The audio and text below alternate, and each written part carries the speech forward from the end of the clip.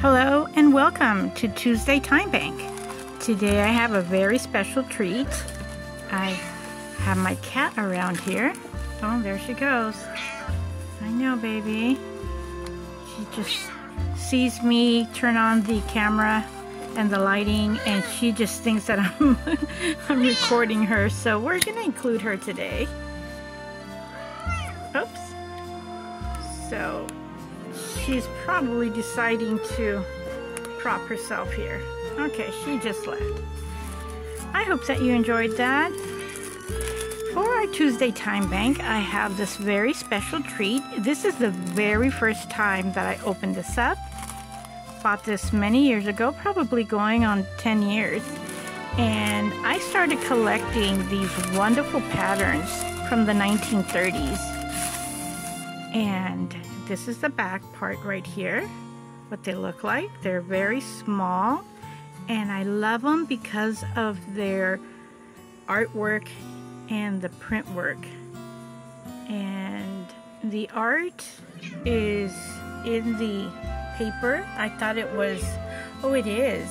It is like the paper, which is the soft gray, and there is like this print right here that is glued on there. How interesting. Like I mentioned, I just opened this. I always kept it in here because it is protecting it, this part right here, from acid. I believe there's like acid sprayed on there to keep the color and to keep it from decomposing and deteriorating. But this is a very beautiful example, and I love the artwork. This right here, if it was a magazine clipping, it would be amazing and awesome. So this is McCalls from the 1930s, size 6, girls' dresses, and look how beautiful. You can see the era of that time, of the beautiful little front pleats there. You can see, let me get something so I don't have to be sticking my finger in here. You can see right here how it's pleated here by the shoulders, and the beautiful little Peter Pan collar. And the great thing about a pattern is that you have the basic dress and you have the same pattern, that's why it's called a pattern, from one dress to the other. So right here on this one, you have this very interesting pleat. And the most amazing thing for me to see in patterns from the 1930s and 1940s, that it's very, very difficult, what's the word I want to use? Geometric pieces. And I will try to get one. It's a British pattern maker from the 1930s and 1940s. I will look for it. I have them in my bins. But I love the way the 1940s, they're very difficult and geometrical in how they did their patterns. So right over here, going back to this, we can see how we have the pleats here. It's pleated here by the shoulders, just like this one and just like this one. So that happens to be the overall look, but with different fabrics. See how beautiful that is? This one has the front pleat, and this one has this wonderful look and pleat on the side. This one is really, really interesting, and you can put the belt in there, the slender belt. Very beautiful. I love the look of their beautiful socks. When I was a kid, growing up in the 70s, my mother took pride in buying us beautiful socks and beautiful panties with lace. So just looking at this right here reminded me of my time. And the material was not like a stretch knit. It was a very beautiful opalescent type of a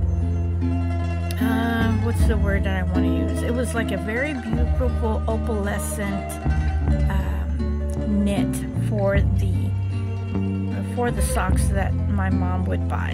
So if I see it, if I see one being sold, I'm gonna buy it so I can show you and say, hey, remember when I said that? So looking at this reminded me of those beautiful socks that I had.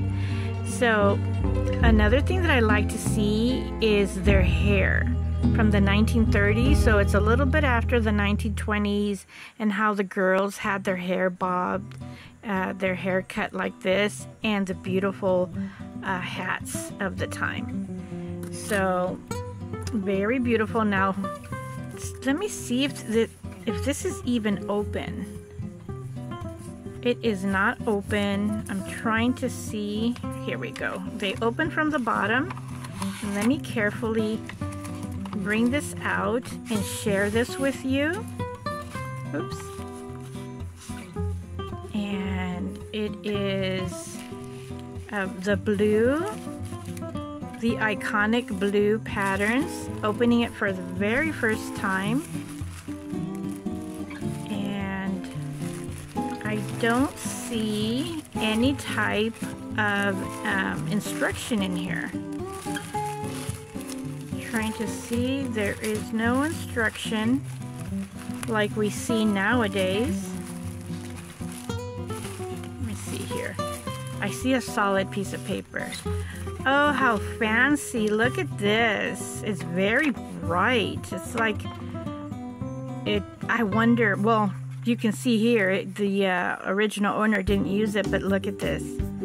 This would be great just to frame this. And what does it say on the back? I'm so glad that you're here with me, witnessing for the very first time.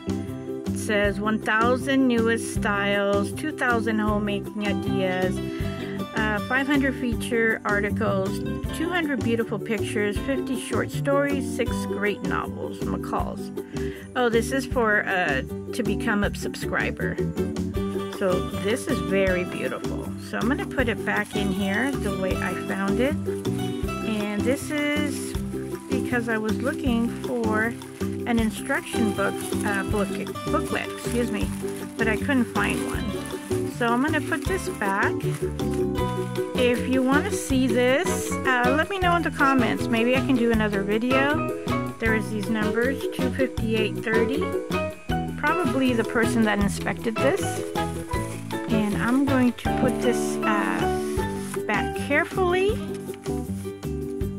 And just love the print from the 1930s. This one's a lovely, like an autumn leaf, and look how beautiful the belt is. It's probably like a jeweled type belt. And I'm going to put this back in the treated tissue paper to keep it with the beautiful and vibrant colors. Thank you for joining me. This was a joy and a thrill, and we will see you in the next Tuesday Time Bank.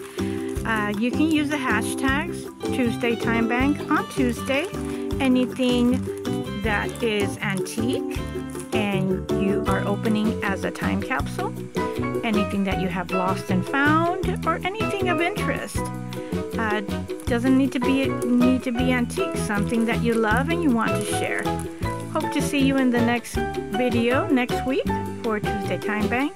And please don't forget to give me a thumbs up, a like, and a share. Share is helping my channel grow, and that's what I'm doing, and trying to do that every moment of the day.